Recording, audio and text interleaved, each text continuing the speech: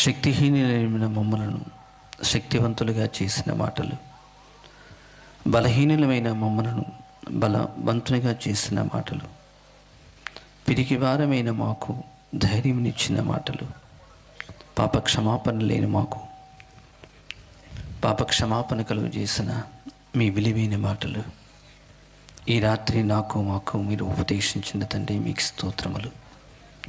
ఈ రక్షణ సువార్త మహాసభలు చివరి ప్రసంగంలోనికి చివరి దినంలోనికి వచ్చి ఉన్నాం.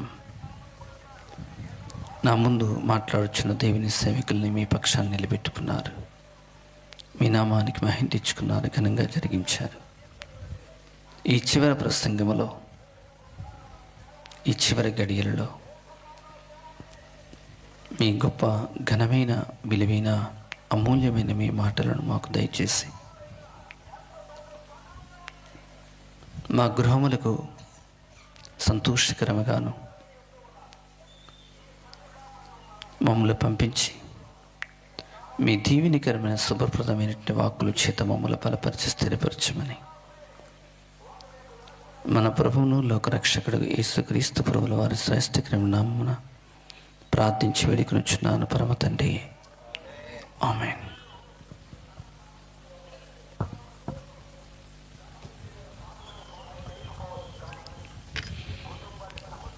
క్రీస్తునందు దైవ జనాంగమా,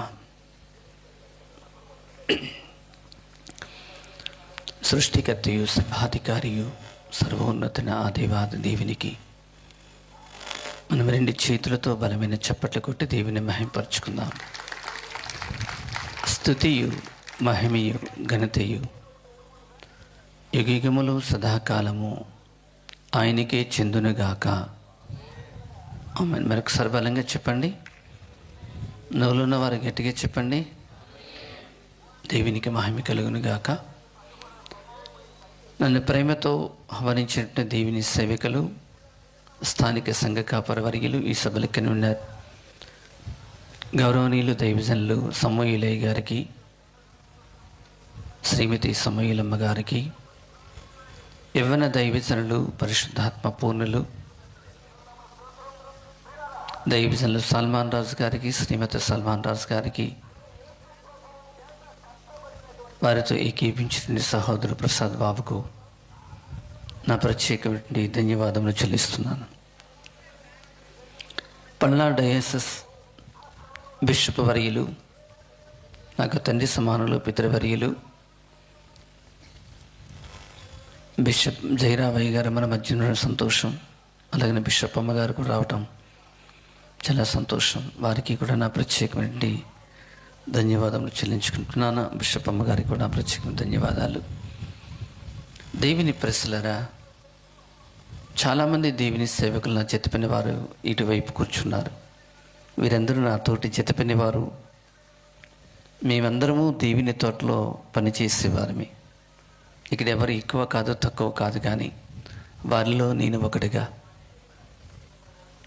వారిలో ఒకటిగా ఆయన తోటలో ఆయన సమయం వచ్చేంత వరకు నమ్మకంగా పనిచేసేవారమే. నా తోటి చెప్పిన వారమైన దేవుని సేవకులందరికీ నా ప్రత్యేకమైన ధన్యవాదములు చెల్లించుకుంటున్నాను.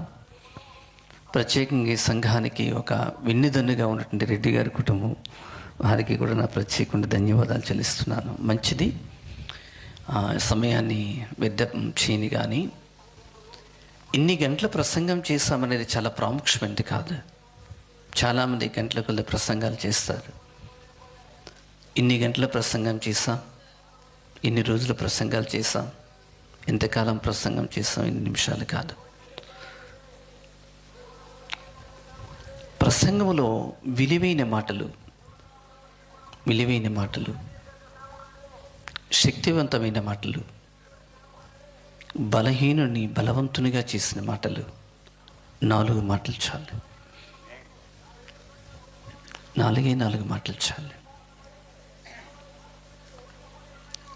ఇన్న ప్రసంగాలు గొంతు తెరడం కాదండి. ఈ 4 మాటలు సంఘమునకు, సంఘానికి, సమాజానికి, సమాజాన్ని ద్వేషించినట్లుగా, దూషించినట్లుగా, సంఘమునకు నష్టపరిహారము కలిగినట్లుగా ఈ ప్రసంగాలు ఉండకూడదు. ఒక మతమును ద్వేషించడము, ఒక వ్యక్తిని దూషించడము, వారి మతము జోలికి వెళ్ళడము, ఒక వ్యక్తి జోలికి వెళ్ళటము, ఇది క్రైస్తవులకి ఆచారం అయిపోయింది. నిజమైన క్రైస్తవుడు ఈ మతాన్ని ద్వేషించడు, ఈ వ్యక్తిని దూషించడు. ఈ దేశ చరిత్రలో చాలా మత్తు పదార్థం ఏమైనా ఉంది అంటే ఒక దేశంలో కాదు, ప్రపంచానికి ఒక మత్తు ఉంది. ఆ మత్తు పదార్థం పేరే మతం. మతం అనేది ఒక మత్తు పదార్థం. ఈ మత్తు పదార్థం ఉన్నంత వరకు, ఆ మత్తు ఉన్నంత వరకు, ఆ నిశ ఉన్నంత వరకు కూడా భేద విభేదాలు, కక్షలు, పగలు, ద్వేషాలు, కోట్లాట్లు జరుగుతూనే ఉంటాయి. ప్రపంచంలో ఏదైనా మత్తు పదార్థం ఉంది అంటే కెమికల్ కలిసింది, ఆల్కహాల్ కలిసి అంటారు. కానీ మతం అనేది ఒక పెద్ద మత్తు. కాబట్టి ఈరోజు ఒక్కొక్క ప్రసంగంలో చూస్తే మత్తుతో కూడిన నిశ కలిగిన పదార్థాలతో ఉన్నటువంటి వాక్య పరిచయం చేస్తున్నారు. కానీ ఒక వ్యక్తిని, ఒక సంఘాన్ని, ఒక మతాన్ని, ఒక వ్యవస్థను పాడు చేసినట్లుగా ఈ దైవజనుడు ప్రసంగం చేయకూడదు. ఉపదేశము చాలామంది ఉపదేశకులు, అసలు ఉపదేశం అంటే అర్థం ఏంటి? అంటే ఉన్నతమైన, పవిత్రమైన అని అర్థం. దేశం అంటే ఉన్నతమైన, పవిత్రమైనటువంటి ఆ వాక్ సంభాషణే ఉపదేశం. కాబట్టి మనము ఉన్నతమైన వాటి గురించి, పరిశుద్ధత వాటి గురించి కొన్ని విషయాలు మనం ప్రస్తావన చేసుకుంటూ, ఇట్టి ఉన్నతమైన పవిత్రమైనటువంటి ఈ ఉపదేశం ద్వారా ఒక సంఘమునకు, ఒక సమాజానికి, ఒక శత్రువుకి, ఒక మిత్రుడికి అది ఒక సంస్కరణము నేర్పించినట్లుగా, బలమిచ్చినట్లుగా, శక్తివంతుని చేసినట్లుగా ఉండాలి. అది నిజమైనటువంటి ప్రసంగం. అంతేగాని అరుస్తున్నాము, కరుస్తున్నాము, చేస్తున్నాము అనేది నిజమైన ఉపదేశం కాదు. ఉపదేశము ఎదుటివాణిని సన్మార్గములోనికి నడిపించినది ఉపదేశం. చెడిపోయిన వాడిని బాగు చేసినది ఉపదేశం. అవినీతిలో కొట్టుమిట్టాడుచున్న సకల మానవ జాతిని నీతిమంతులుగా చేసినది ఉపదేశము. తప్పుని ఖండించి ఇది నిజము అని చెప్పేది ఉపదేశం. ఏది పెడితే అది ఉపదేశం కాదు. స్త్రీని స్త్రీగాను, పురుషుడిని పురుషుడిగాను ఎత్తి చూపింది ఉపదేశం. ఈ ఉపదేశం ఎలాగ ఉండాలి అంటే, ఎదుటివాని మనస్సును నొప్పించింది ఉపదేశం కాదు, ఎదుటి సమాజానికి నొప్పి పుట్టించింది ఉపదేశం కాదు. ఉపదేశము సమాజమునకు, సంఘమునకు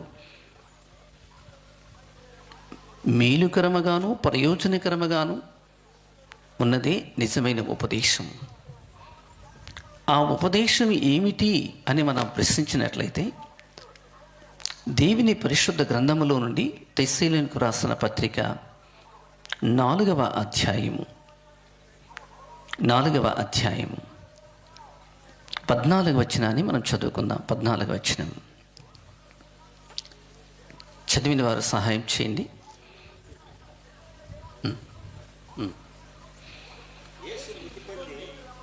యేసు మృతి నుండి తిరిగి లేచినని మనము నమ్మిన ఎడల, అదే ప్రకారము యేసునందు నిద్రించిన వారిని దేవుడు ఆయనతో కూడా వెంటబెట్టుకుని వచ్చెను. దేవునికి మహిమ కలుగును గాక. నమ్మిన వారు బలంగా చప్పట్లు కూడా దేని మహిమపరచండి. క్రీస్తునందు దేవుని ప్రజలారా, ఉపదేశము, నిజమైన ఉపదేశము, యథార్థమైన ఉపదేశం ఏంటంటే, యేసు మృతునందునని మీరు నమ్మిన ఎడల, నేను నమ్మిన ఎడల, ఈ సమాజము నమ్మిన ఎడల, యేసు మృతి నొందెను అని నీవు నేను ఈ సమాజము నమ్మిన ఎడల, మన పితరులు చనిపోయారు కదండి, మన పితృవర్యులు మన తాతలు మన ముత్తాతలు వారు చనిపోయారు కదండి. యేసు మృతు నుండి తిరిగి లేచినని నీవు నమ్మిన ఎడల,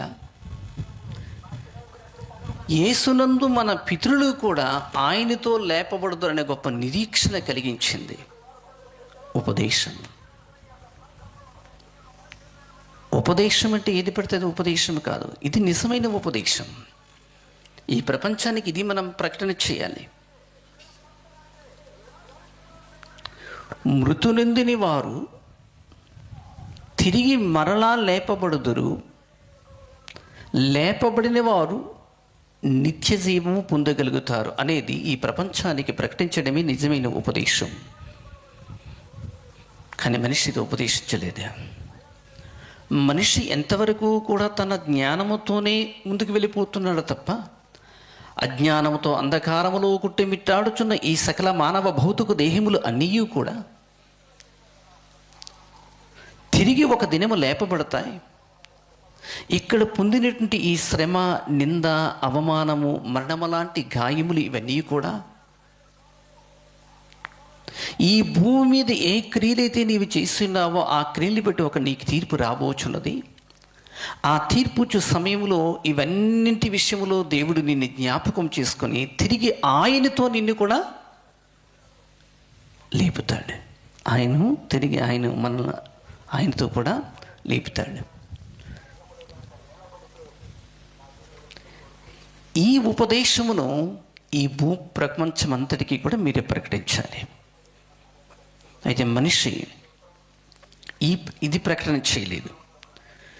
యేసు మరణించి సమాధి చేయబడ్డాడు. సమాధి చేయబడిన ఆ సమాధుల యొద్దకు మీరు వెళ్ళి మీరు వెతుకుతున్నారు అన్నాడు. కానీ లేఖనం ఏం సెలవిస్తుంది? ఆయన అక్కడ లేడు. ఆయన జీవించిన కాలంలో ముందుగానే మీకు ప్రకటన చేశాడు, నేను చనిపోయిను తిరిగి లేచి వస్తాను. మనిషి ఇప్పుడు ప్రకటించవలసినది ఏమిటంటే సజీవుడైన దేవుడును మృతులలో మీరు ఎందుకు వెతుకుతున్నారు అన్న ఉపదేశం ఈ ప్రపంచానికి ప్రకటన చేయాలి. దేవుడు సజీవుడు, జీవము లేనివాడు దేవుడు కాదు, ఆత్మ లేనివాడు దేవుడు కాదు, బ్రతికి ఉన్నవాడు దేవుడు కాదు, యుగమును ఏలినవాడు దేవుడి కాదు. దేవుడు అసలు మృతుడే కాదు. లేఖనముల ప్రకారముగా దేవుడు సజీవుడు, ఇప్పుడు అప్పుడు ఎల్లప్పుడూ ఆయన జీవించి ఉన్నవాడు. ఆ సజీవుడైన దేవుడిని మీరు మృతులలో ఎందుకు వెతుకుతున్నారు? యుగములో వెతుకుతున్నారు, అవతారములో వెతుకుతున్నారు, మనిషిలో వెతుకుతున్నారు, పురములో వెతుకుతున్నారు, వీధిలో వెతుకుతున్నారు, సింహాసనం మీద వెతుకుతున్నారు, మూలన వెతుకుతున్నారు, చెట్టులో వెతుకుతున్నారు, రాయిలో వెతుకుతున్నారు. కానీ లేఖనము సెలవిస్తుంది, సజీవుడైన వానిని మృతులలో, జీవము లేని వాటిలో మీరు ఎందుకు వెతుకుతున్నారు? భారతదేశానికి ఆర్యులు వచ్చి ఈ దేశంలోనికి మొట్టమొదటిగా ఆర్యుడు ఏమని ప్రస్తావన చేసుకొచ్చాడు? విధం మృతదేవో భవసీత కర్మయుగ సంభూతి పరబ్రహ్మ. విధి చొప్పున యాగము చేయడానికి సకల చరాచర జీవకోటి ప్రాణాత్మను సృష్టించిన ఆ కర్త అయినటువంటి పరమాత్ముడును మృతదేవో భవిష్యత యుగధర్మ ప్రాప్తి స్వరూపీ భగవాన్. ఈ మృత్యువాతములో మీరు ఎందుకు వేకులు పడుతున్నారు అంటున్నాడు. ఒక ఋషి తపస్సు చేస్తున్నాడు. ఇతడు ఎవరు అంటే నిష్ఠ గరిష్ట సనాతన ధర్మం మెరిగిన ఆర్యుడు. ఈ ఆర్యుడు ఈ దేశం వాడు కాదు.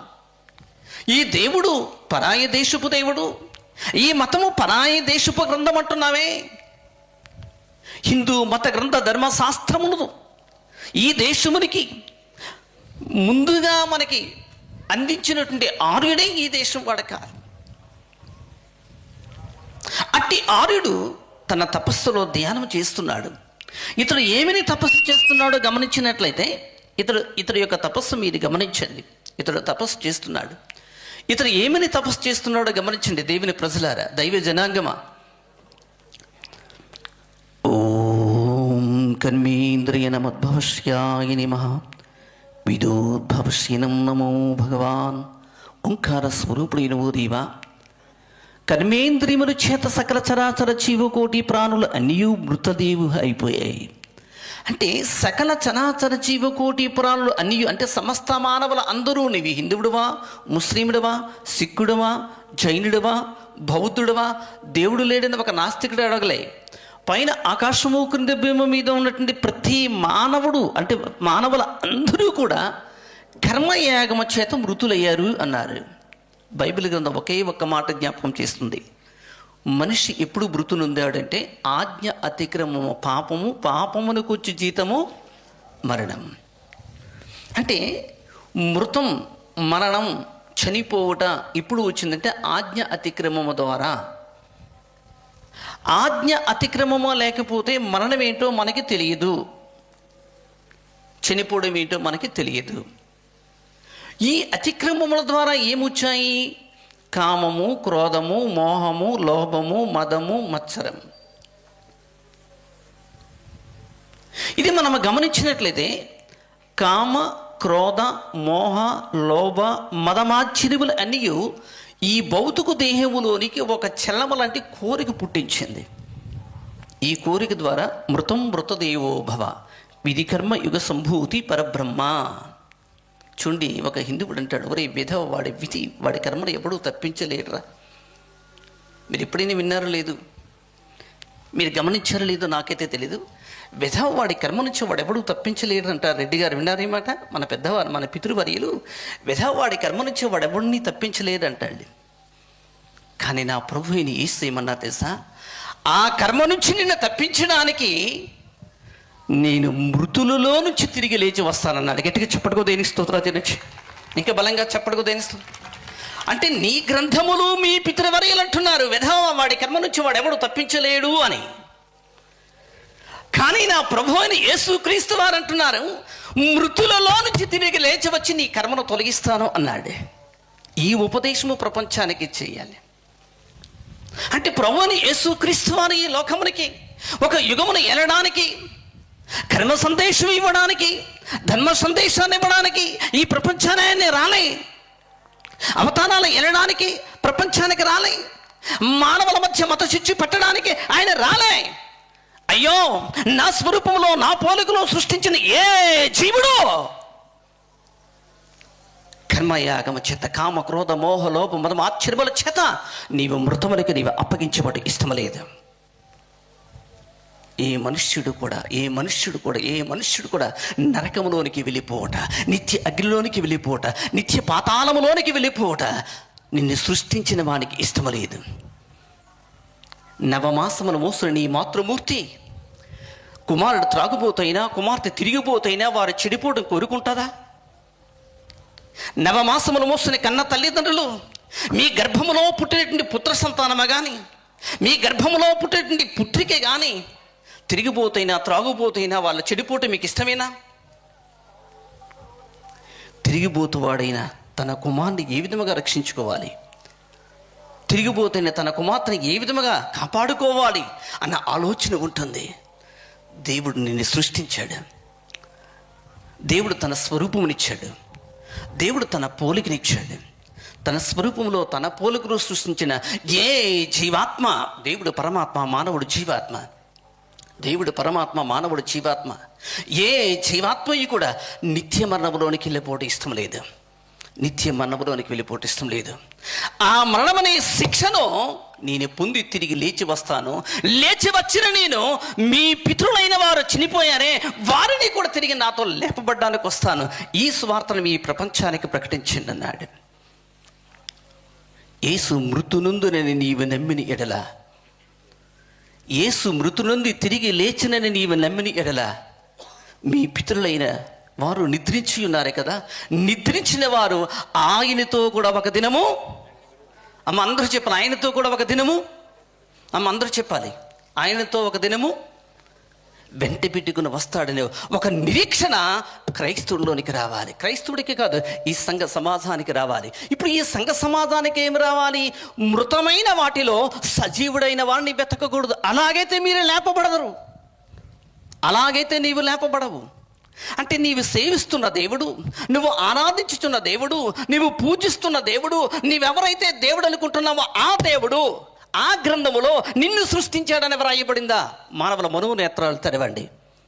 నువ్వు ఏ దేవుని నమ్ముకో, ఏ గ్రంథానైనా నువ్వు ఆరాధించు, ఆ గ్రంథములో నిన్ను సృష్టించాడని ఆ గ్రంథంలో వ్రాయబడిందా? ఆ గ్రంథములో నీకు జీవాత్మనిచ్చాడని వ్రాయబడిందా? ఆ గ్రంథము నీ కొరకు ప్రాణత్యాగము చేయబడి వ్రాయబడిందా అని నీవు ఆలోచన చేసినట్లయితే, అందుకేనంటాడు, విధం కర్మ యుగ సంభూతి పరబ్రహ్మ విదేశిత పుత్ర యుగ ధ్వనోద్భవశీనం. ఒక ధ్వని లాంటి ఒక శబ్దం లేఖనము మానవ భౌతిక దేహాలకి ఒక ఉపదేశం అనుగ్రహించింది. ఆ ఉపదేశం వచ్చినప్పుడు మానవ భౌతిక దేహములోనికి ఒక మంట పుట్టాలి, ఒక మంట పుట్టాలి. లేఖనములు నిన్ను ఉపదేశించినప్పుడు నీలో ఒక మంట రావాలి, నీలో ఒక మంట రావాలి. చూడండి, ఋషి తపస్సు చేస్తున్నప్పుడు ఏకాగ్రత వస్తుంది. పురుషుడు యజ్ఞం చేస్తున్నప్పుడు నిమగ్నమైపోయి తన కన్ను, తన చెవి, తన పెదవి మౌనం వహిస్తాడు. గురుడే అయిపోతుంది, చెవిటవాడైపోతాడు. అతని యొక్క అంతరాత్మ అంతా విధం నైవేద్య సమర్పయామి, ఈ భౌతిక దేహాన్ని అతను కనిపిస్తాడు. అలాగే లేఖనముల యొక్క స్వరము నీలోనికి వచ్చినప్పుడు నీలోనికి ఒక మంట పుట్టాలి. ఎప్పుడైతే మంట పుట్టిందో మృతులలోని లేకపోవడం ఆ సజీవుడైన దేవుడు మళ్ళీ నీ పితరులైన వారిని నీ కళ్ళ ముందు ఉంచుతానన్నాడు. ఈ స్వార్థమానము ఈ భూప్రపంచానికి మీరు ప్రకటన చేయండి.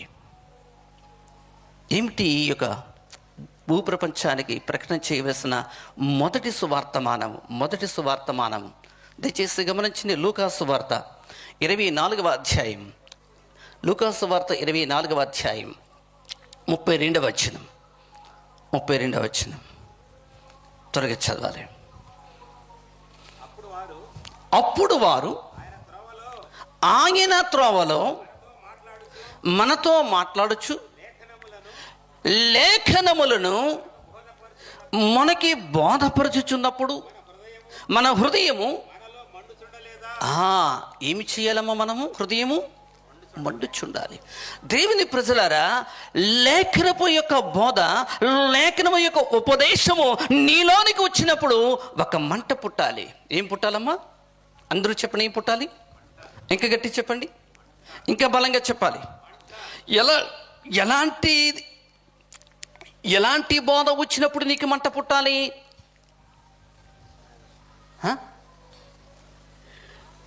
లేఖనముల యొక్క బోధ.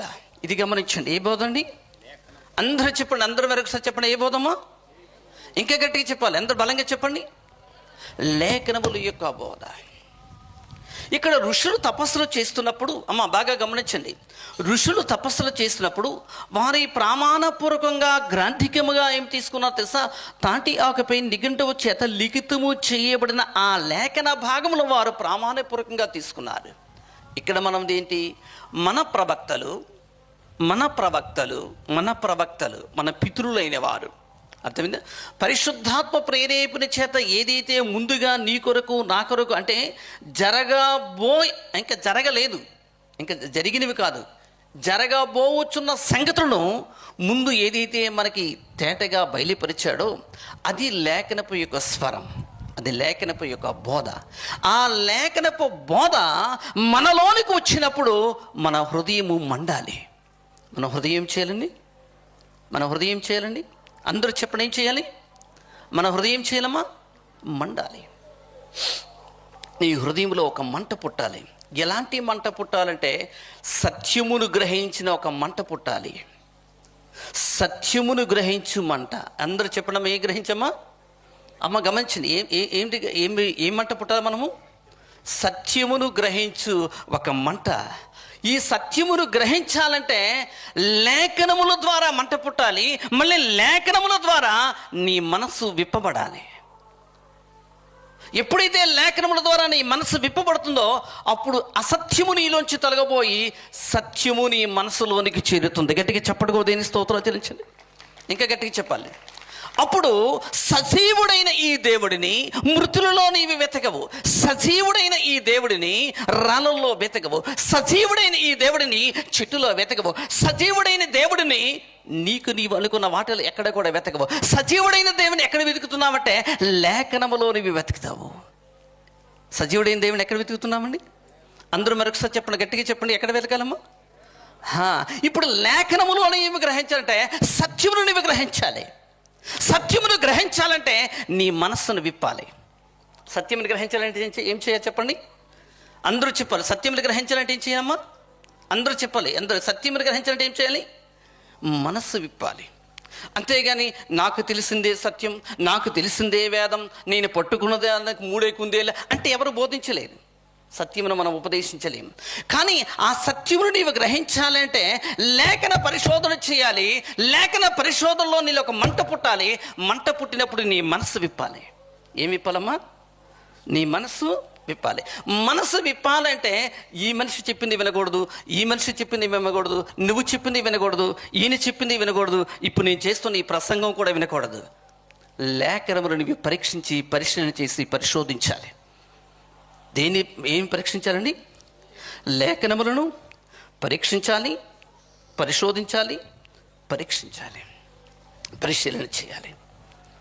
లేఖన అప్పుడు ఎప్పుడైతే పరిశీలన చేసి పరీక్షించి పరిశోధన చేస్తావో అప్పుడు నీ మనస్సు విప్పబడుతుంది. ఏమి విప్పబడుతుందమ్మా? అందరూ చెప్పాలి. ఏం విప్పబడుతుంది? అందరూ చెప్పాలి. అందరూ చెప్పాలి. ఏం విప్పబడుతుంది? మనస్సు విప్పబడాలి. చూడండి, అదే అధ్యాయం 45 వచ్చింది చదవండి అయ్యారు. లూకాసు సువార్త 24:25 త్వరగా. 24వ అధ్యాయం 45 వచ్చింది.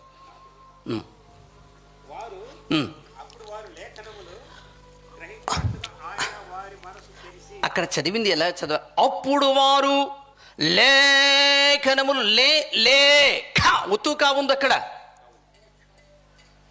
లాకేత్వం ఏత్వ విసర్గం ఉంది అయ్యారు కదండి. ఇప్పుడు చూడండి, అప్పుడు వారు లేఖనములు గ్రహించినట్లుగా వారు మనస్సు తెరిచి ఏమి తెరిచారండి? అందరూ చెప్పండి. ఏం తెరిచారండి? అందరూ చెప్పండి. ప్రతి ఒక్కరూ చెప్పండి. ఏం తెరిచారు వాళ్ళు? అందరూ ప్రతి ఒక్కరు నోళ్ళు ఉన్నాయండి. ఏం తెరిచాను? మనస్సు తెరవాలి. ఇప్పుడు ఋషి ఇక్కడ తపస్సు చేస్తున్నాడు. ఈ ఋషి ఏమి తపస్సు చేస్తున్నా ఒక్కసారి మీ మనస్సు తెరిచారా? అమ్మ నా మాట మీరు బాగా గ్రహించండి. ఇక్కడ నేను తపస్సు చేస్తున్నాను. అమ్మ బాగా గమనించండి. ఇక్కడ ఏం చేస్తున్నాను? తపస్సు చేస్తున్నాను. ఓం కర్మేంద్రియాయ నమః, ఓం పుత్రేంద్రియాయ నమః, ఓం విద్యశ్రేంద్రియాయ నమః, ఓం నైవేద్య సమర్పయామి అన్నాను. అంటే నేను ఏమి చదివాను, ఏ శ్లోకం చదివాను, ఏమి ధ్యానం చేశాను, ఏమి సంకీర్తన చేస్తున్నాను అన్నది నీ మనస్సు తెరవాలి. ఏం తెరవాలండి? మనస్సు తెరవాలి. ఏదో చదివారులే వెళ్ళిపోదాంలే అంటే నువ్వు మనసు తెరవలేదు. కాబట్టి నేను చదువుతుంది ఏం చేయాలంటే పరీక్షించాలి, పరిశీలన చేయాలి, పరిశోధించాలి. పరీక్షించి పరిశీలన చేసి పరిశోధించబడిన తర్వాత అప్పుడు సత్యము నీ గ్రహిస్తుంది. ఆ సత్యము నీ మనసు తెరుస్తుంది. గట్టిగా చెప్పడం దేని స్తోత్రాలు చెల్లించింది. ఒకటి, లేఖన స్వరం వినిపించినప్పుడు నీ హృదయంలో ఒక మంట పుట్టాలి. ఆ మంట సత్యముని గురించి అయి ఉండాలి. సత్యం అనే మంట నీ మనసును తెరుస్తుంది. ఏం తెరుస్తుందమ్మా? అందరూ చెప్పండి. ఏం తెరుస్తుందమ్మా? మనస్సును తెరుస్తుంది. అందరూ ప్రతి ఒక్కరు చెప్పండి. ఏం తెరుస్తుంది? మనస్సును తెరుస్తుంది. మనస్సును తెరుస్తుంది. ఈ మనస్సు తెరిచి చూసినప్పుడు ప్రతి మనిషికి ఒక మరణం ఉంది అని మనకు అర్థమైంది. మనస్సు తెరిచి చూస్తే లేఖనముల ప్రకారముగా ఆజ్ఞ అతిక్రమం పాపము, పాపమును కూర్చి జీతము మరణము. మరణం అనేది భూమి మీద పుట్టిన ప్రతి మనిషికి మరణము తప్పనిసరిగా ఉంది. గట్టిగా చెప్పడం స్తోత్రాలు. నువ్వు హిందువుడువా, నీకు మరణం ఉంది. నువ్వు ముస్లింవా, నీకు మరణం ఉంది. నువ్వు క్రిస్టియన్వా, నీకు మరణం ఉంది. జైనుడివా, నీకు మరణం ఉంది. దేవుడు లేడని ఒక నాస్తికుడివా, నీకు మరణం ఉంది. దేవుడు లేడని ఒక నాస్తికుడివా, నీకు మరణం ఉంది. దేవుడి పేరు పెట్టుకున్న ఒక వేషధారవా, నీకు మరణం ఉంది. పైన ఆకాశము క్రింద భూమి మీద ఉన్న ప్రతి జీవుడికి కూడా జీవం జీవ కనేంద్రియ మృతదేవ శీతల మగవాధ్యాయతే కర్మ యుగ సంభూతి పరబ్రహ్మ. సమస్త మానవాల అందరికీ కర్మయాగమును బట్టి మరణం ఉంది, కర్మను బట్టి మరణం రాదు. వాడి కర్మ నుంచి వాడిని తప్పించలేరా అంటాడు. ఆ కర్మ అనే మరణము నుంచి తప్పించడానికి నిన్ను సృష్టించిన వాడు లేఖనముల ప్రకారముగా మరణమును మృతి చేయడానికి అతడు మృతి నొందును. ఎవరు చెప్తున్నా తెలుసమ్మా? నిష్ఠ కలిగిన ఆడు చెప్తున్నాడు. కర్మ యుగ సంభూతి పరబ్రహ్మ మృత్యోద్భవశీనం. ఆ కర్మయాగము నుంచి మృత్యువు రావలసిన ఆవశ్యకము ఉంది అన్నాడు. ఇప్పుడు లేఖనము తెలిసి చూసినట్లయితే కర్మయాగమును బట్టే యేసుకు మరణం వచ్చింది అన్నాడు. ఆ కర్మయాగము లేకపోతే యేసు మరణించవలసిన ఆవశ్యకం లేదు. గట్టిగా చప్పట్టుకో దేని స్తోత్రాలు తినచ్చండి. ఇంకా గట్టి బలంగా చప్పట్టుకో దేనిస్తో. ఈ మాట మీకు అర్థం కాకపోవచ్చు. ఈ మాట మీకు అర్థం అవ్వడానికి బైబిల్ వాక్యాన్ని క్షుణ్ణంగా చదువుతాను, వినండి. ప్రతి ఒక్కరు బైబిల్ తెరిచోడు, ప్రతి ఒక్కరు కూడా బైబిల్ తెరిచోడు. ప్రతి ఒక్కరు ఎవరు బైబిల్ అమ్మా ప్రతి ఒక్కరు బైబిల్ తెచ్చాడు. 1 కొరింథీయులకు వ్రాసిన పత్రిక 15వ అధ్యాయం. 1 కొరింథీయులకు వ్రాసిన పత్రిక 15వ అధ్యాయం 3వ వచనం.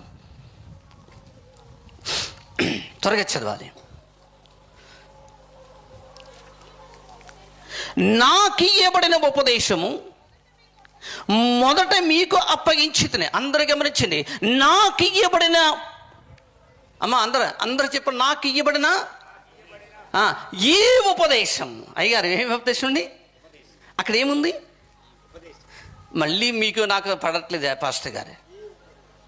ఆయన చదవండి రెడ్డి గారు, చదవండి అయ్యారు.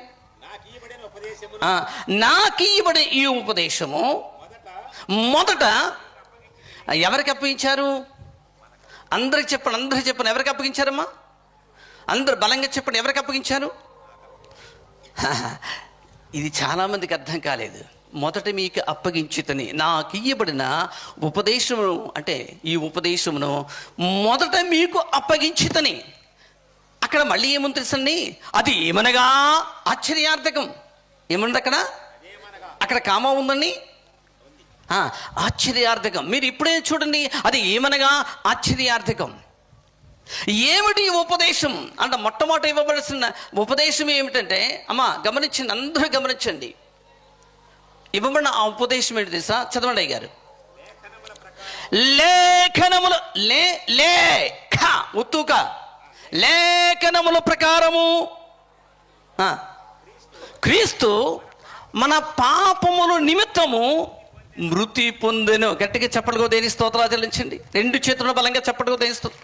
ఇంకా బలంగా చప్పట్టుకో.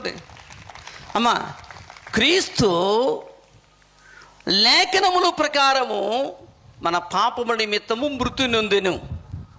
మొదట నీకు అప్పగించబడిన ఉపదేశం ఏమనగా, యేసుక్రీస్తు వారు ఒక మతాన్ని స్థాపించడానికి వచ్చినట్లు కానీ, యేసుక్రీస్తు వారు ఒక దేశానికి నాయకుడిగా కానీ, యేసుక్రీస్తు వారు ఒక రాజ్యానికి కానీ, యేసుక్రీస్తు వారు ఏదో ఎక్కడో పుట్టినవాడని రాలేదు. యేసుక్రీస్తు ప్రభుల వారి యొక్క మొదటి ఉపదేశములో చూసినట్లయితే లేఖనముల ప్రకారముగా మృతి నొందుటకు. దేని నొందుటకటమ్మా? అంటే ఒక మతాన్ని స్థాపించడానికి రాలే ఆయన. ఇక్కడ బాగా గమనించండి అమ్మా. ఒక మతాన్ని స్థాపించడానికి, సంఘానికి సమాజానికి ద్రోహము చేయడానికి రాలే. ఒక వ్యక్తిని ద్వేషించడానికి దూషించడానికి ఆయన రాలే. ఏ సమాజానికి కీడి చేయాలి రాలే. లేఖనముల ప్రకారము అతడు మృతి నొందుటకు వచ్చుదని ఎవరు చెప్పారంటే, ముందు నీకు ఇవ్వబడిన ఉపదేశం.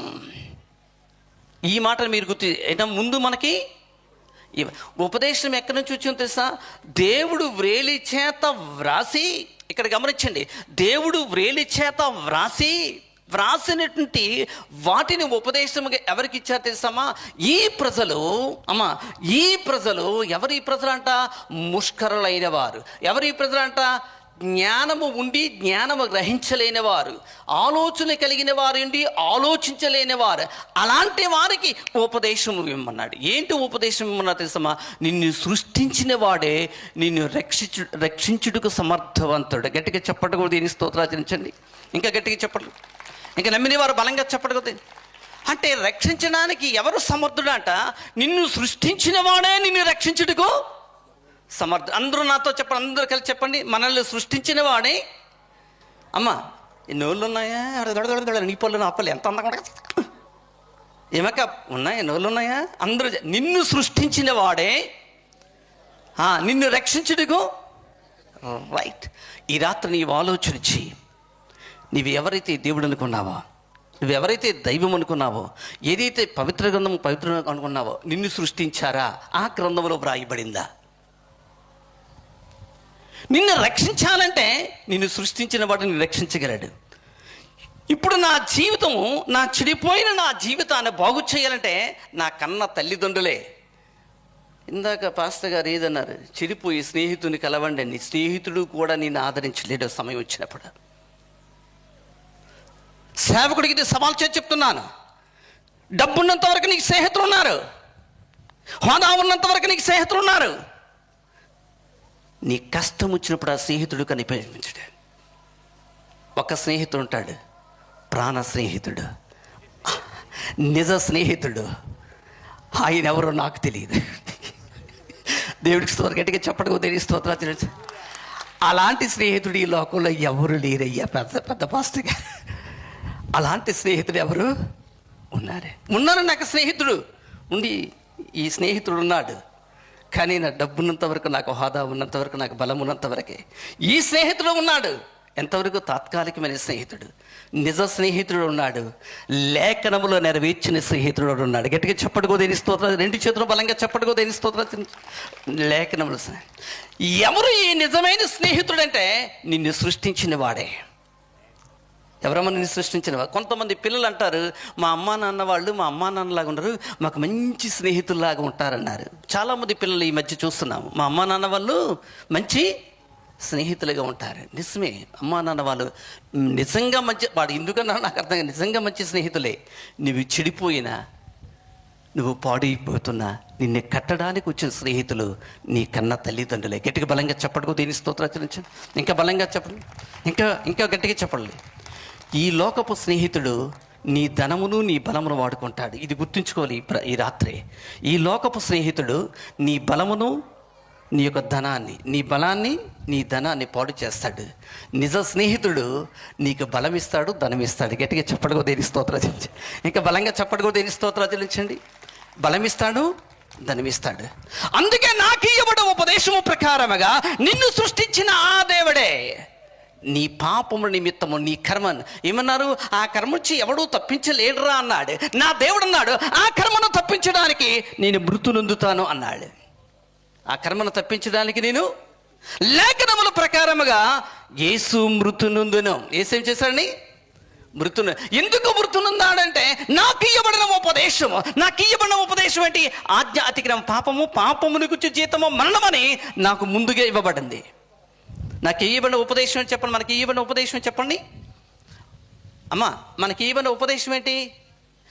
ఆజ్ఞ అతిక్రమము పాపము, పాపమును గురించి జీతము మరణం. అందరూ చెప్పాలి. ఆజ్ఞ అతిక్రమము, పాపమును గురించి జీతము మరణము. ఆ మరణము నుంచి నిన్ను తప్పించడానికి విధి కర్మ యుగ సంభూతి, ఆ విధి ద్వారా వచ్చిన ఆ కర్మ అనే మరణమును తప్పించడానికి యేసు మృతునందాడే. నీవనుకున్న వాళ్ళు ఎవరు కూడా నీ కర్మ నుంచి తప్పించలేకపోవచ్చు. మీ పితృవర్యులు అంటున్నారే, విధవాడి కర్మను ఎవడు తప్పించలేడు, విధవాడి కర్మ వాడు అనుభవించక తప్పదన్నాడు. కానీ నా ప్రభు అయిన యేసు అంటున్నాడు, నైనా మొదట నీకు ఇవ్వన ఉపదేశము ప్రకారముగా నిన్ను సృష్టించాను, అయితే నా ఆజ్ఞని నీవు అతిక్రమించావు. ఉపదేశం ఏంటి? దేవుడు తన స్వరూపంలో, తన పోలికలో సకల చరాచర జీవకోటి ప్రాణాత్మలు సృష్టించలేదా? ఆయన మహోత్తరమైన మాట ద్వారా సకల చరాచర జీవరాశులు చేయలేదా? ఈ జీవరాశుల్ని, జీవాత్మలు అన్నింటినీ కూడా తన స్వరూపంలో, తన పోలికలోని సృష్టించుకోలేదా? సృష్టించిన ఈ సృష్టి యావత్తు కూడా మంచి ఉపదేశము దేవుడు ఇచ్చాడు. ఆ ఉపదేశము ప్రకారము నీ కర్మ నుంచి నిన్ను తప్పించడానికి యేసు లేఖనముల ప్రకారముగా మృతునందను. లేఖనముల ప్రకారం ఏం చేశాడండి? మృతునందాడు. లేఖనముల ప్రకారంగా మృతునందను. నెంబర్ 1, లేఖనముల ప్రకారముగా ఆయన మృతునందాడు. నెంబర్ టూ అమ్మ ఇక్కడ బాగా గమనించండి. నెంబర్ 2, విధం పుత్ర ఇక ధర్మ ప్రాప్తి స్వరూప్య భగవాన్ కర్మేంద్రియ అంటే విధి చొప్పున కర్మయాగము లాంటి కర్మేంద్రియములను, అంటే సునకపు బుద్ధి అంటే కుక్క బుద్ధి, కర్మేంద్రియ బుద్ధి అంటే స్త్రీ వాంఛ అంటారు, కామ వికారాలు. వీటిని బట్టి ఏమైపోయిందంటే మృతము ఏమైపోరట, అది సమాధి చేయబడాలంటండి. అందుకే ఒక ఋషి చాలా చక్కగా తపస్సు చేస్తాడు. తన భౌతిక దేహాన్ని అంతా, అంటే ఈ భౌతిక దేహాన్ని, మీరు నిజమైన ఋషులు వస్త్రాలు వేయరు. మీరు ఇప్పుడే చూసారు లేదా? వస్త్రాలు వేయరండి. విన్నారా? ఇప్పుడే మీరు ఈ మాట విన్నారా? సరే, ఓకే. విశ్వవేమన గారు ఎంతమంది తెలుసు? విశ్వవేమన అయ్యారు, చేతులు పైకెత్తండి. ఒక చేయి, 2 చేతులు, 3 చేతులు. విశ్వవేమన గారు విన్నారా? వేమన గారి ఫోటో చూసారండి? వేమన గారి ఫోటో చూసారా? అయ్యా, వేమన గారి ఫోటో వస్త్రాలు ఉన్నాయండి? సరే, ఓకే. ఇద్దయ్య అంటే మీరు ఎప్పుడైనా హైదరాబాద్ పట్టణానికి వెళ్ళేటప్పుడు అక్కడ ఏమంటారు, ట్యాంక్ బండ్ అంటారు. ఏముంటుందండి అక్కడ? ట్యాంక్ బండ. ఆ ట్యాంక్ బండలో మన కవీసులు కొన్ని ఫోటోలు ఉంటాయి. నన్నయ్య, తిక్కన, ఎర్రాప్రడ వారి ఫోటో ఎవరైనా చూసారండి? చూసిన వారి చేతుల పైకి ఎత్తండి. అయ్యారు, విన్నారా? వారికి వస్త్రాలు ఉన్నాయండి? ఏం చెప్పరేటండి? సరే, వీళ్ళకంటే ముందు కవియిత్రి మొల్లాగారు ఉన్నారు. కవియిత్రి మొల్లాగారు ఉన్నారు. అంటే కొంత వస్త్రమే, అర్థమవుతుంది కదా? వారందరూ కూడా ఏ విధంగా ఉన్నట్టే వారి భౌతిక దేహాల్ని ఏకాగ్రత వహించి పరవశం చేశారు. ఈ ఋషి కూడా ఎందుకు ఈ తపస్సు చేస్తారంటే, లోకములో ఉన్నది ఏది కూడా ఈ భౌతిక దేహం మీదకి వాంఛ పుట్టకూడదు. అందుకే ఈ తపస్సు, ఈ యజ్ఞాలు. ఓం ఆత్మో దహస్యాయ నమః స్వాహ అంటే ఈ ఆత్మదేహం అంట ఆ పరమాత్మునికి నైవేద్యంగా వేయాలంట. నేను కాదు, నా దేహము నీకు అంకితం చేయుచున్నాను. పౌలు గారు చక్కటి మాట అంటారు. మీరు విన్నారు లేదు? నేను ఏమై ఉన్నానో ఆయన కృపనై ఉన్నాను. ఒకవేళ నేను బ్రతికినట్లయితే క్రీస్తు కొరకే బ్రతుకుతాను. చావు అయితే నాకెంతో. విన్నారా? ఈ మాటలు విన్నారమ్మా? ఎప్పుడే విన్నారా? విన్నారా? లేదంటే ఎవరు మాట్లాడరేంటండి? విన్నవారు చేతుల పైకి ఎత్తండి. ఏమనండి? బ్రతికితే ఎవరి కోసమట? క్రీస్తు అంటే సత్యము కొరకు, క్రీస్తు అంటే యథార్థత కొరకు, క్రీస్తు అంటే పవిత్రత కొరకు, క్రీస్తు అంటే సృష్టికర్త కొరకు.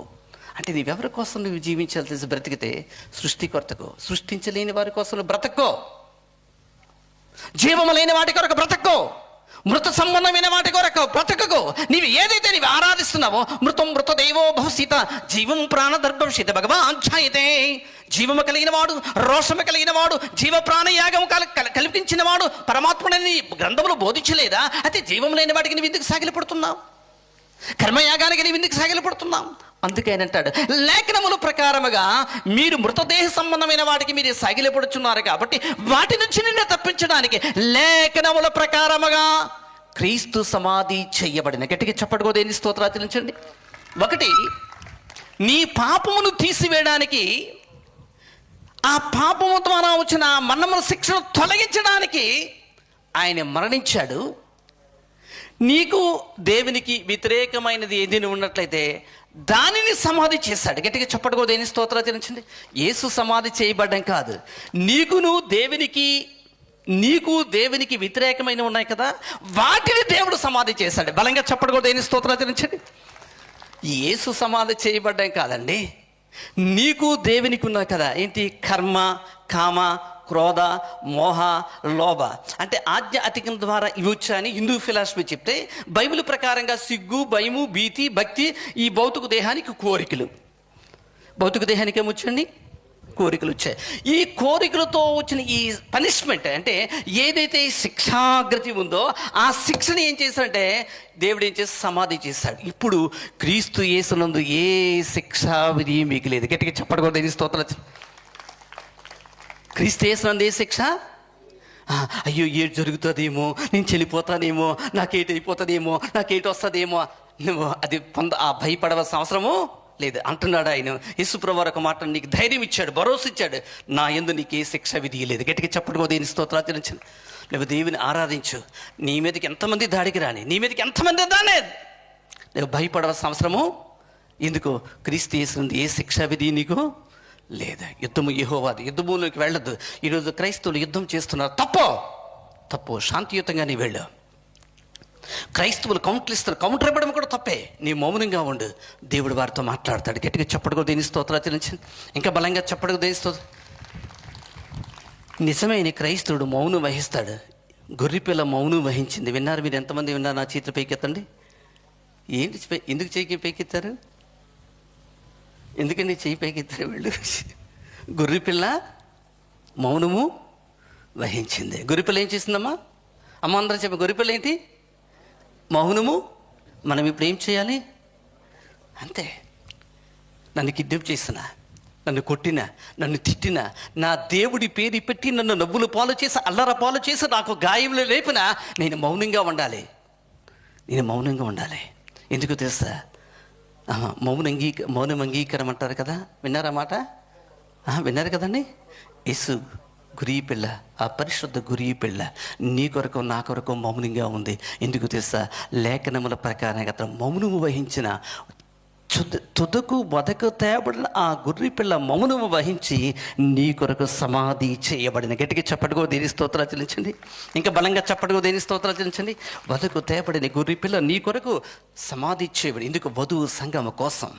వధువు సంగమ కోసం. వధువు సంగము సజీవమైనది. వధువు సంఘం సజీవులకు గుర్తుగా ఉంది. వరుడైన క్రీస్తు నీ కొరకు నా కొరకు సమాధి చేయబడి తిరిగి పెళ్లి కుమారుడుగా రాబోచున్నాడు. ఆకాశమేఘరుడే. బలంగా చెప్పడుకో దేని స్తోత్రాలు చెల్లించండి. ఆకాశమేఘరుడే ఆయన రాబోచున్నాడు. ఎందుకు తెలుసా? అతని సమాధిని తిరిగి లేవటానికి.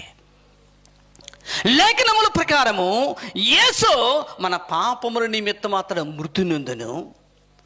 మనకి ఆయనకి ఆ పాపం అడ్డుగా ఉంది కదా, ఆ అడ్డుగా ఉన్న పాపాన్ని దేవుడు సమాధి చేశాడు.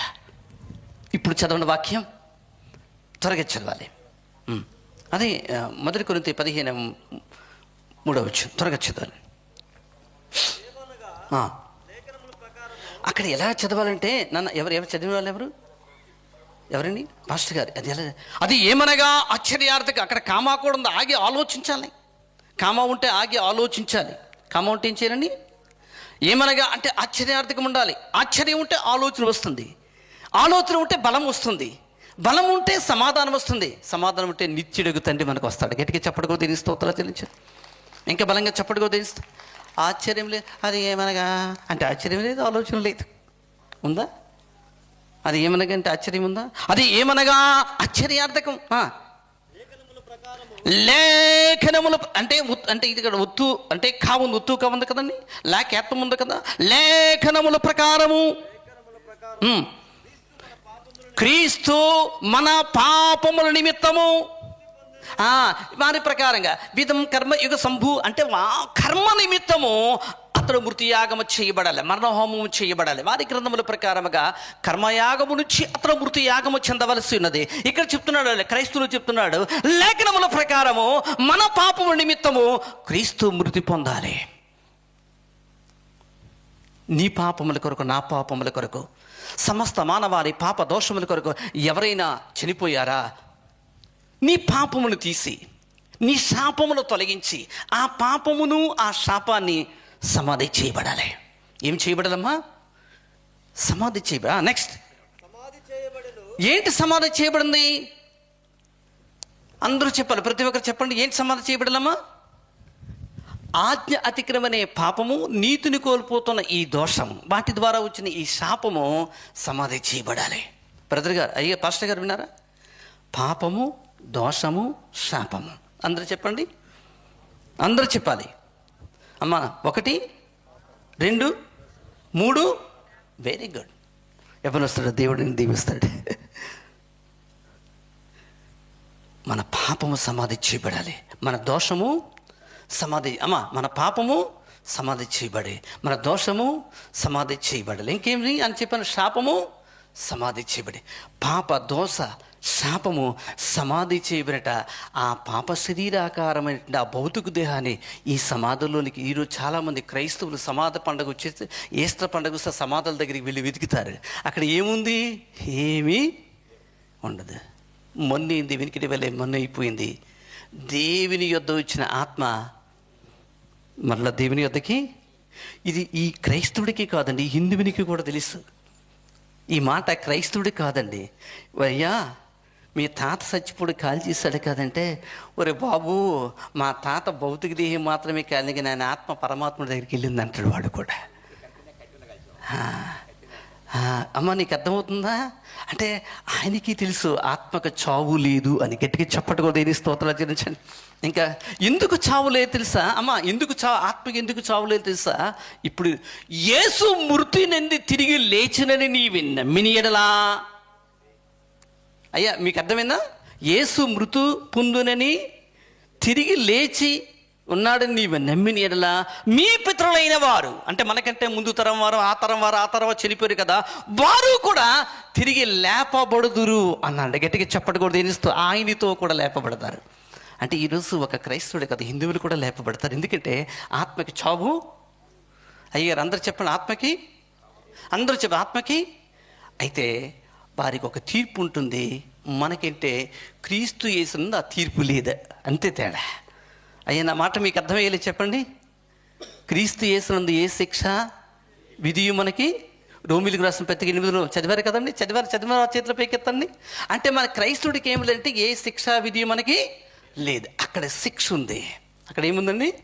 శిక్ష. మళ్ళీ ఏమనుకుంటారంటే మరి హిందువులు లేపబడతారు, మమ్మల్ని లేపడతారంట శాస్త్రి గారు, మీరు అడుగుతారు తర్వాత, అయ్యా నేను వెళ్ళిపోతా ఈయన అడుగుతారు, ఈయనకి తెలుస్తుంది కదండి.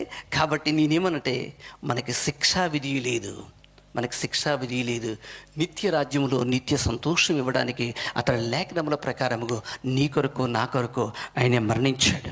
కాబట్టి లేఖనము బోధించినప్పుడు నీ హృదయంలో మంట పుట్టాలి, లేఖనములు బోధించినప్పుడు నీ మనసు తెరవబడాలి. లేఖనములు బోధించి స్వర్మ వినిపించి మనసు విప్పినప్పుడు నీ కొరకు ఆయన చనిపోయి సమాధి చేయబడి తిరిగి లేచిన నిరీక్షణ విశ్వాసము నీలో నీకు పుట్టాలి. గట్టిగా చప్పటి కూడా దేని స్తోత్రం ఆచరించాలి. ఇంకా బలంగా చప్పటి కూడా దేని స్తోత్రం, 2 చేతులు ఉన్నవారు బలంగా చప్పటి కూడా దేని స్తోత్రం ఆచరించండి. నెక్స్ట్ వచ్చిన చదవండి గారు. నెక్స్ట్ వచ్చిన లేఖనముల ప్రకారము 3వ దినము తిరిగి లేపబడిన. గట్టిగా బలంగా చప్పటి కూడా దేని స్తోత్రం ఆచరించండి. ఇంకా గట్టిగా చప్పటి కూడా దేని స్తోత్రం. 3వ దినము తిరిగి లేపబడిన. దీనికి ఒక చరిత్ర చెప్పబోతున్నాను. మీరు ఎప్పుడైనా ఈ చరిత్ర విన్నారో లేదో నాకు తెలియదు, కానీ ఒక ఆధ్యాత్మికమైన చరిత్ర మీ ముందు ఉంచబోతున్నాను. ఈ రాత్రి క్రైస్తవ సేవకులకు చాలా ప్రాముఖ్యమైన చరిత్ర. క్రైస్తవ సేవకులకు చాలా ప్రాముఖ్యమైన చరిత్ర. ఒక చరిత్ర, ఈ దేశానికి ఒక చరిత్ర చెప్పబోతున్నాను. మీరందరూ వినండి. యేసు క్రీస్తుని చనిపోయిన తర్వాత యేసు క్రీస్తుని సమాధి చేస్తున్నప్పుడు అప్పుడు రోమా రాజ్యములో రోమా రాజ్యానికి ఒక చక్రవర్తి ఉన్నారు. ఆ చక్రవర్తి పేరేంటో తెలుసండి? విన్నారే? ఆ చక్రవర్తి పేరేంటండి? అందరూ చెప్పాలి. ఆ చక్రవర్తి పేరేంటండి? అందరూ చెప్పండి. ఫిలాతు ఎవరో తెలుసండి? గవర్నర్. పొంతి పిలాతు ఎవరండి? తెలుసా మీకు? తెలీదా? పొంతి పిలాతు ఎవరండి? గవర్నర్. పొంతి పిలాతు. ఈ పొంతి పిలాతు గవర్నర్ అయితే, అమ్మ బాగా గమనించండి, ఈ పొంతి పిలాతు గవర్నర్ అయితే వాళ్ళకు ఒక చక్రవర్తి ఉండేవారు. ఎవరికి? ఎవరండి? హైజియా.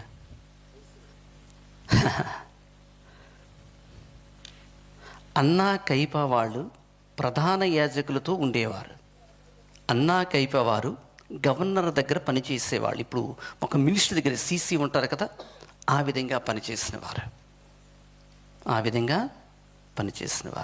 కాబట్టి దేవుని ప్రజలారా, ఆ చక్రవర్తులతో సమానంగా గమనించండి, ఆ చక్రవర్తులతో సమానంగా, గవర్నర్తో సమానంగా, అన్న కైపా వారితో సమానంగా, ప్రధాన యాజకులతో సమానంగా, అక్కడ శాస్త్రులతో సమానంగా చూసారంటే ఏమని చూసారు తెలుసమ్మా?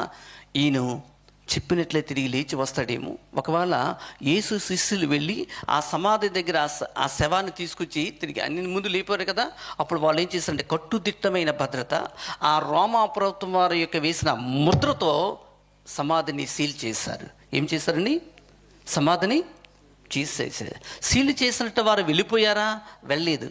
అక్కడే అన్నయ్య ఉన్నాడు, అక్కడే కైపయ్య కూడా ఉన్నాడు, అక్కడే ప్రధాన యాజకులు ఉన్నారు, దాన్ని కనిపెట్టుకున్నటువంటి పొంతి పిలాతు కూడా అక్కడే ఉన్నాడు.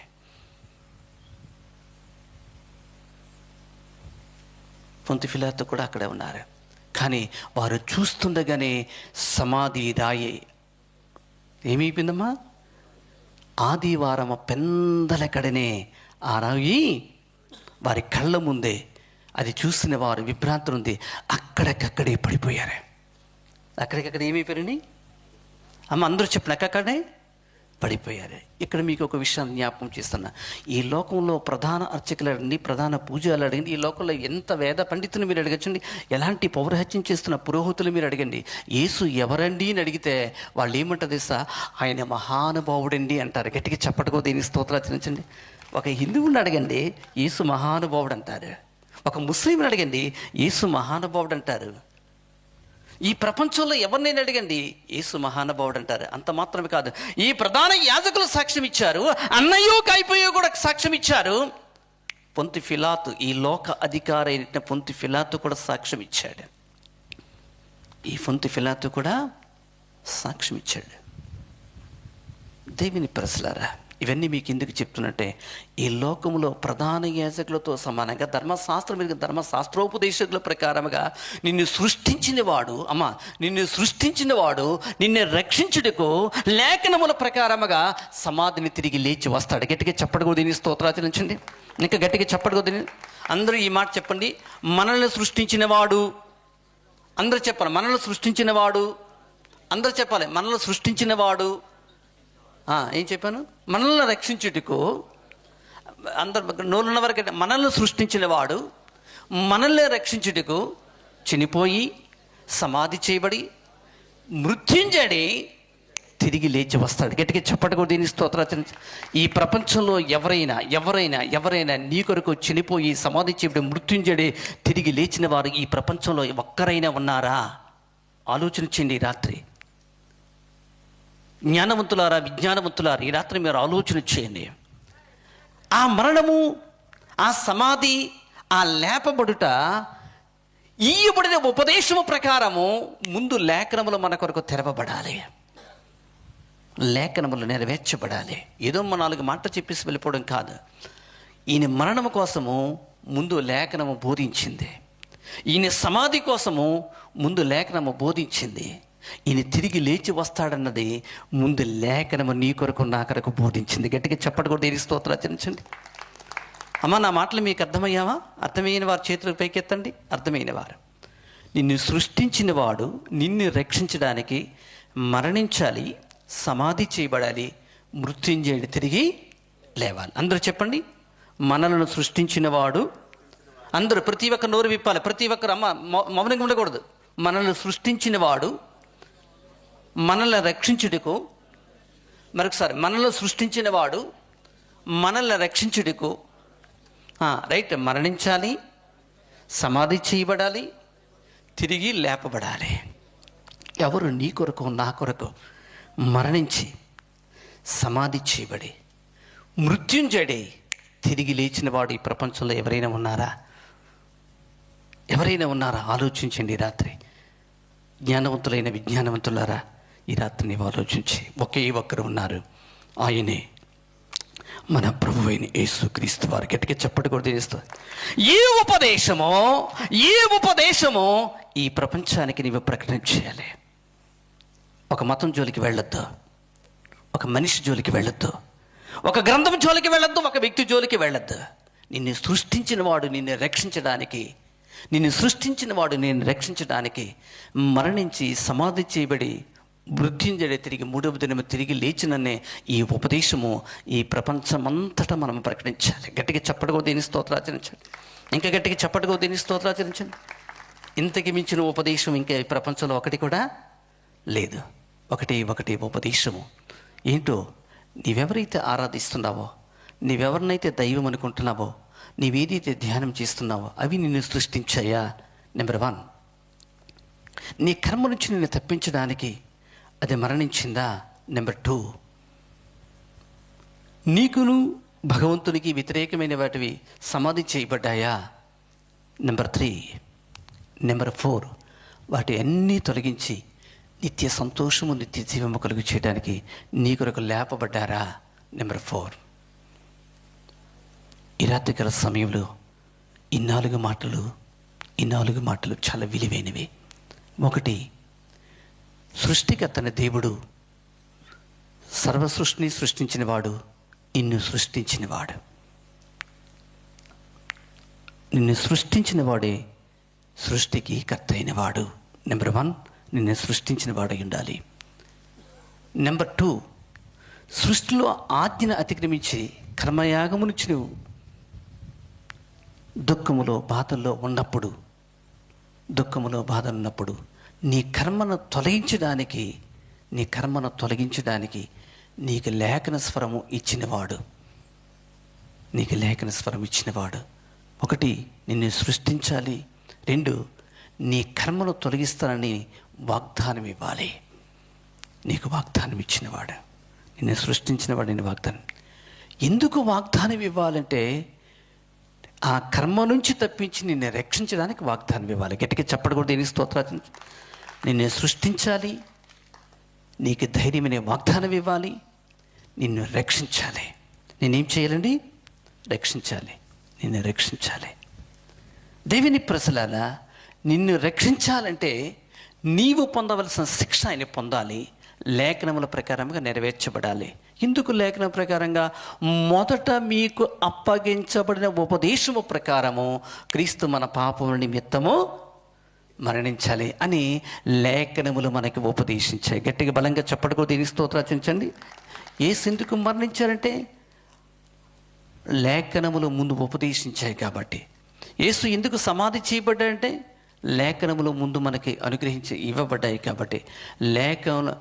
యేసు ఎందుకు మరణమును జయించి లేచి వచ్చంటే లేఖనం ముందు మనకి అనుగ్రహించిన బట్టి. లేఖనముల ప్రకారముగా మొదట నీకు అప్పగించబడిన ఉపదేశము ప్రకారముగా నిన్ను సృష్టించిన వాడు నీకు వాగ్దానం ఇవ్వాలి. వాగ్దానం ఇచ్చిన వాడు నిన్ను రక్షించాలి. రక్షించిన వాడు నీ శిక్షను తొలగించాలి. 1, నిన్ను సృష్టించిన వాడు. 2, నీకు వాగ్దానం ఇచ్చినవాడు. 3, నిన్ను రక్షించిన వాడు. నిన్ను నిత్యత్వంలోనికి నడుపువాడు. ఆయనే సృష్టికి మూలమైన దేవుడై ఉన్నాడు. బలంగా చెప్పడం కూడా దేని స్తోత్ర. ఈ రాత్రి ఈ దేవుడి నీకు కావాలా? ఈ దేవుడి నీకు కావాలా? ప్రభువైన యేసు ఈ రాత్రి నాకు కావాలని అడిగినట్లయితే, యేసు నిన్ను సృష్టించిన వాడే నీ కర్మ నుంచి తప్పించడానికి లేఖనముల ప్రకారముగా నీకు బోధించాడు. లేఖనముల ప్రకారముగా నీలో మంట పుట్టించాడు. లేఖనముల ప్రకారముగా నీ మనస్సు తెరిపించాడు. లేఖనముల ప్రకారముగా సత్యబోధ నీకు బోధించాడు. ఆ సత్యబోధలో నేను సృష్టించాను, నీకు వాగ్దానం ఇచ్చాను, నిన్ను రక్షించాను. నిన్ను రక్షించుటకు నీవు పొందవలసిన శిక్ష నేను పొంది నేను మృత్యుంజయుడై తిరిగి లేచి వచ్చి పునరుత్థానం ద్వారా సమస్త మానవుల అందరికీ నిత్య రాజ్యము, నిత్య సంతోషము నేను అనుగ్రహించాను. గట్టిగా చెప్పటకో దీని స్తోత్రం. ఈ నిత్య సంతోషము, నిత్య రాజ్యం ఈ రాత్రి నీకు కావాలా? అలాగైతే ఒక్కసారి మనం అందరం లేచి నిలబెడదాం. Everybody all of you stand up. అందరం లేచి నిలబెడదాం. ప్రభువైన యేసు ఈ రాత్రి నాకు కావాలి. ఈ రాత్రి నాకు కావాలి. అయ్యా, నీవు నన్ను సృష్టించిన దేవుడవు. సృష్టిలోని ఆజ్ఞని మీరి లోకంలో పాడైపోతున్నప్పుడు నాకు వాగ్దానం ఇచ్చి ధైర్యపరిచిన దేవుడవు. వాగ్దానం ఇచ్చి ధైర్యపరిచిన దేవుడివైన నీవు నన్ను రక్షించిన దేవుడివైన నీవు నా కర్మని శిక్ష నీవు పొంది తిరిగి నాకు నిత్య మరణమును తొలగించి నిత్య జీవమును అనుగ్రహించిన దేవుడువు. నిత్య జీవమును అనుగ్రహించిన యేసు ఈ రాత్రి నాకు కావాలని అడిగినట్లయితే ఆ యేసు ఈ రాత్రి నీలోనికి వచ్చి నీ పాప, నీ దోష, నీ శాపకరమైన జీవితం నుంచి విడిపించి ఆయన నిత్య రాజ్యములో నిత్య సంతోషము, సమాధానము ఆయన ప్రజలైన మనందరికీ ఆయన కలుగు చేయడానికి ఇష్టపడుతున్నాడు. యేసు కావాలన్న వారు అందరూ బలంగా చప్పట్లు కూడా దీన్ని మహిమపరచండి. అందరు ప్రతి ఒక్కరు హల్లెలూయా, హల్లెలూయా, గ్లోరీ గ్లోరీ గ్లోరీ జీసస్. అయ్యా, నీ లేఖనము నాకు బోధించినప్పుడు నాలో మంట, నీ లేఖనములు నాకు వివరించినప్పుడు నా మనస్సు విప్పబడింది, నీ లేఖన స్వరము నాకు వినిపించబడుతున్నప్పుడు నేను పాపిని గ్రహించాను. అయ్యా, పాపిని నాలోనికి మరణమనే భయం ఉంది. ఆ భయం నుంచి నన్ను తొలగించడానికి నాకు మొదటగా నీవు ఉపదేశం ఇచ్చావు.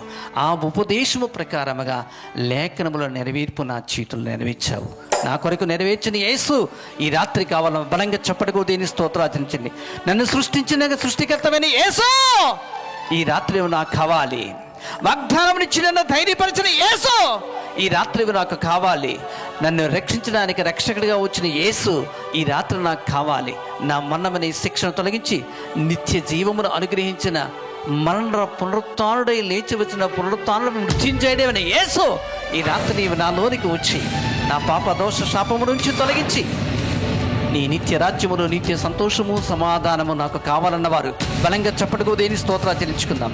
ఇంకా గట్టికి చెప్పడం, తండ్రి నన్ను క్షమించండి అయ్యా, నన్ను క్షమించండి అయ్యా. నీవు సృష్టికర్తమని నిన్ను గుర్తించలేకపోయాను, సృష్టమును పూజించాను, లేఖన వాగ్దానము నిర్లక్ష్యం చేశాను. నాకు నేను నమ్మిందే వేదమని నమ్ముకుని నేను మోసపోయినాను అయ్యా.